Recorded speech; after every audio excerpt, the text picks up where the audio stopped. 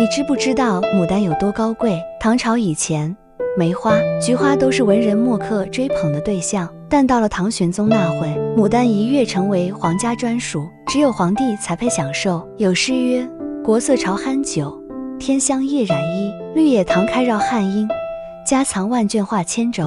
半床屏风梦魂断，一里暗香知影斜。宋太祖赵匡胤更是把牡丹定为国花。有诗曰：虽无大国春常在，常占先时第一方。宋代文人苏东坡更是一举将牡丹推向了顶峰。他说：可怜东阁青门外，种出花王最擅长。花中此物是西施，芙蓉芍药皆嬷嬷。若教解语应倾国，任是寻常亦可亲。你看，从古至今，牡丹就是国色天香的代名词，是尊贵的象征。